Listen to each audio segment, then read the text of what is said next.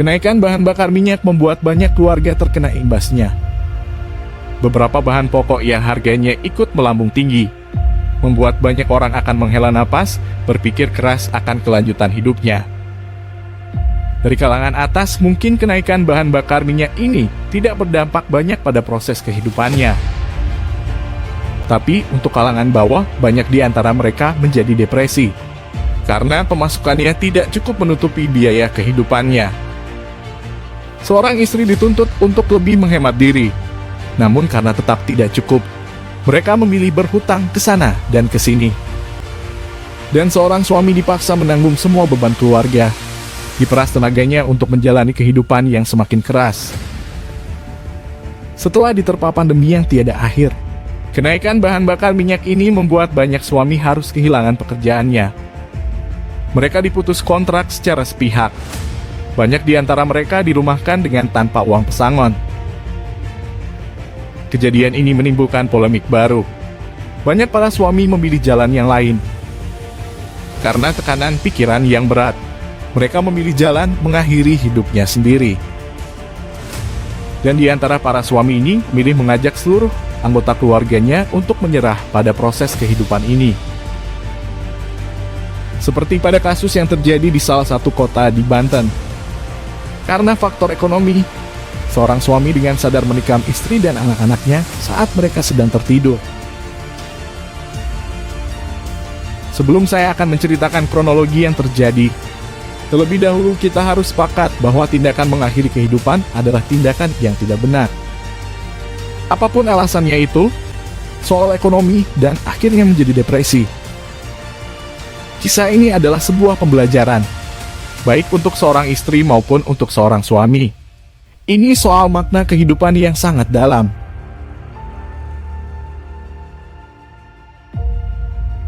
Kisah ini bermula pada kehidupan sepasang suami dan istri. Mereka memiliki 2 orang anak. Anak pertama mereka berusia 15 tahun, dan anak yang kedua berusia 9 tahun. Kehidupan mereka selama ini berjalan seperti biasa. Mereka keluarga yang sederhana, tetapi sangat harmonis. Si suami bekerja sebagai buruh di salah satu perusahaan yang ada di kota itu. Sementara istrinya mengurus anak-anaknya di rumah. Namun petaka itu dimulai ketika sebuah pandemi menyerang negeri ini. Beberapa perusahaan yang berada di kota itu mengalami goncangan yang luar biasa, sehingga beberapa karyawannya harus diliburkan beberapa hari lamanya.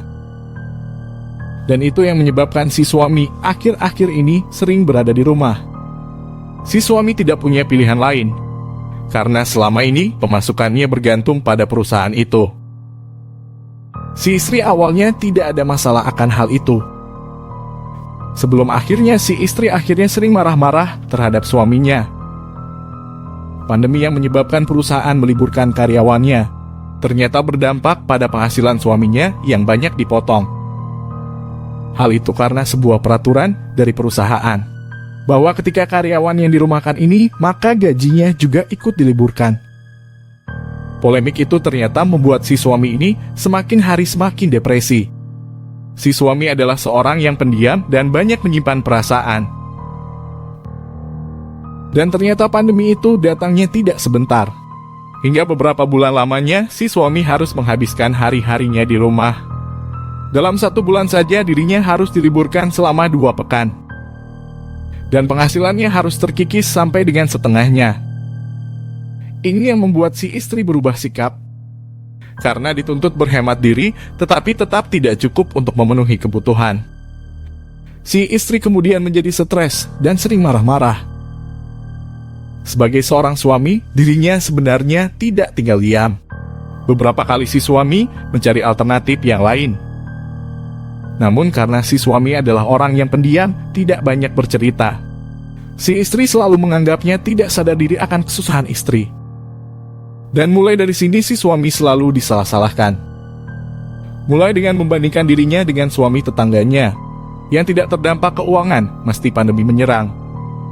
Sampai dengan akhirnya si istri tidak melayani suami dengan semestinya. Masalah ekonomi memang membuat siapa saja pasti akan kelimpungan. Terlebih hidupnya yang serba pas-pasan.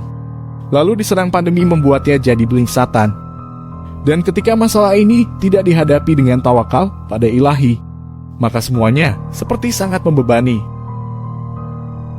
Dengan perubahan yang terjadi pada sikap dari istrinya, dan sebuah kenyataan yang ada di depan mata soal pemecatan dari perusahaan, si suami banyak diam dan menyimpan rasa yang amat dalam. Pikirannya sudah tidak karuan. Banyak hal yang dipikirannya tidak tersampaikan. Terlebih surat pemecatan itu akhirnya datang. Pandemi yang tiada akhir membuat banyak perusahaan akhirnya mengambil sebuah keputusan. Beberapa karyawan jadi korban pemecatan sepihak dari perusahaan. Si suami tidak sanggup bercerita pada si istri. Kabar yang menyakitkan itu dirinya simpan, tidak berani diungkapkan. Namun ternyata hal itu membuat gejolak di batinnya semakin menggila. Dalam sebuah malam yang sunyi, si suami mencoba untuk menenangkan dirinya sendiri. Namun ketenangan itu tidak dapat dirinya temukan, karena dalam kondisi seperti ini, pelukan dari si istrilah yang benar-benar dirinya butuhkan. Di dalam pikiran si suami sudah tidak ada lagi batas rasional. Kehidupan ini sudah tidak bisa dirinya harapkan kembali. Kenyataan hidup masalah ekonomi membuatnya ingin mengakhiri hidupnya sendiri. Dan bisikan-bisikan kecil itu terus mengganggu hati nuraninya. Dirinya ingin mengajak seluruh keluarganya untuk mati. Si suami tidak mencoba berbicara pada sang ilahi. Niat dan tekadnya seperti sudah pada keputusan akhir. Dirinya bersama dengan keluarganya harus mengakhiri kehidupan ini, tanpa menunggu persetujuan dari hati nurani. Malam yang mencekam itu, dirinya menghabisi anak dan istrinya yang sedang tertidur di kamar. Setelah itu dirinya menangis. Hati nuraninya memberontak cukup keras, berteriak di pikiran dan perasaannya. Namun penyesalan tidak akan mengembalikan semuanya. Si suami kemudian mengambil sebilah tajam dan menghunus ke nadinya yang terdalam.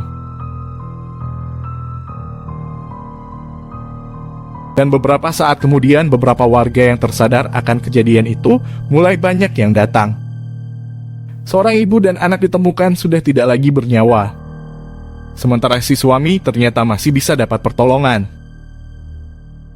Dan nampaknya si suami akan hidup dalam penyesalan.